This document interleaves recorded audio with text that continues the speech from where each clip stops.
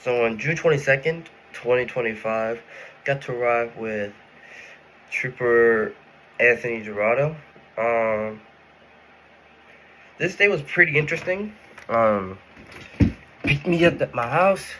We drove down south. And one of the first things we did was investigate on a possible stolen vehicle.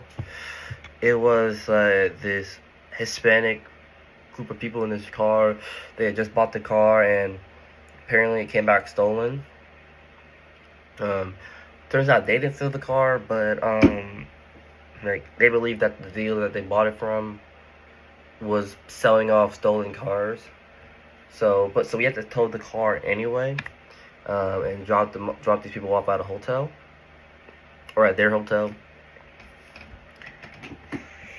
So,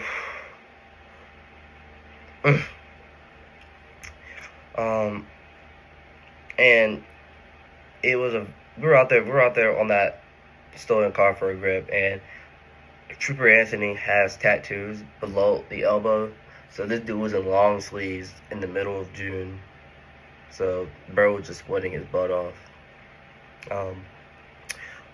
During this time, I was also with Trooper Brown and Trooper Hale.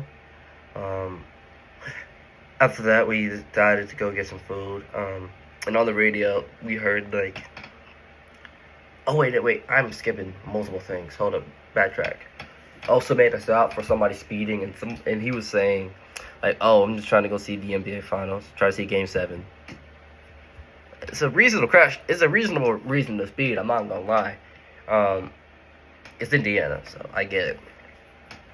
So mad they lost. But and then we went to get some food. But on the stop, on the radio we heard like 7-car pileup, and we were like, did they say like something stupid? And we were like, bro, we decided not to go. I'm not gonna lie. Went to go get some food. After that, we had to go to patrol some more. Got some more more warnings for speeding, basic stuff. Then we got this really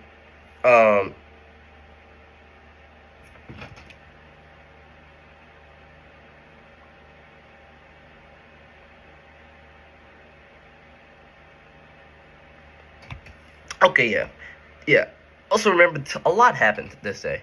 So we got this call for this baby drowning, like in a pool. So we, signal 10 means rush.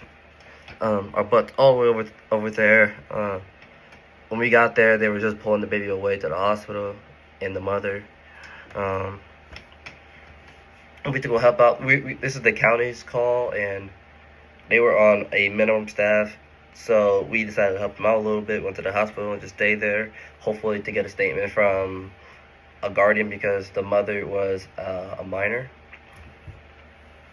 Both the parents were. So we couldn't really talk to them without any guardian presence. So we were there for a couple hours for no reason because eventually one of the city guys or county guys got there and were able to and told us we can just go. So we were there for like an hour and a half for absolutely nothing, but it's all good.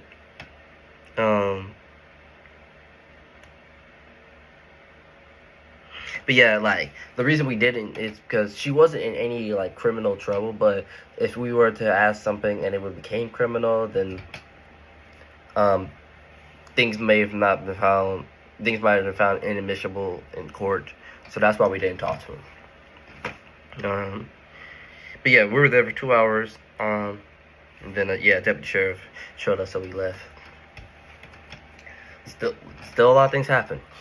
So Anthony Dorado likes to patrol in the Fort Wayne and New Haven area. So we made some more traffic stops, like one for a plate cover being too dark, so we couldn't read it. But then we got a variant, and then somebody from Buffalo Wild Wings was tripping. Like saying like, oh, I'm gonna shoot at the place, and this is another one we need to signal 10 for because we can hear over the dispatch, like, oh, she went in her car and she's looking for something, and we thought it was a gun, so we started to just completely gone. When we got there, the woman was gone. Everything was okay. Fort Wayne was there, and yeah, it turns out everything was all good. The employees saw me with the cops, and they're like, "Bro, who is bro?" And I'm like, I had to explain I was an intern. They're like, "Oh," and then whatever. And then the Fort Wayne cops were like, "Oh, you don't want to be with the state. You don't want to be with the state." Or they're trying to convince me to go to Fort Wayne. After that, we were just driving around, and then we got a very interesting call in New Haven. And this one kind of hit close to home to Trooper because they know the people that made the call. It was a attempted suicide just by taking a lot of drugs, and then the person went out into the woods. So we got out there, middle of no. I don't know if it was in New Haven, but it was just like in the middle of nowhere. But we went out to the woods. We were trying to ping the phone, and it got pinged not at the address, but like I don't know, 2 houses down. We're looking in the middle of this field. We have all these officers looked. We probably had like half a dozen officers there, maybe even more than that. We got the drones out, and keep in mind, like it's like 1 in the morning at this point, and Anthony was just telling me like, "Oh, I'm trying to get you home at like at 1." So we're already past that. We were out there for about 2 hours. Yeah, I didn't get home till like 3. Like 3 going on 4.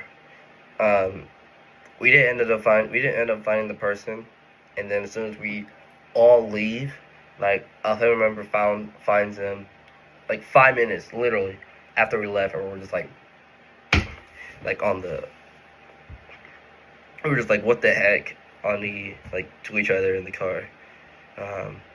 And we moved on. So after that, dropped me off, and that was my day. Also, I don't know if y'all can see this, but I got flipping like a whole mark from that. I got literal battle scars. Like, it's kind of gone now, but like I literally had like a black mark from that ride along, because like I don't know, I think like the plants got me. I don't know if like it's like a tick, but like it was so itchy. It was making me so mad. But like it's still there. By the way, like I'm recording this like over a month after this. It's going on the 8th of August, and it happened on the 22nd of June, and it's still there.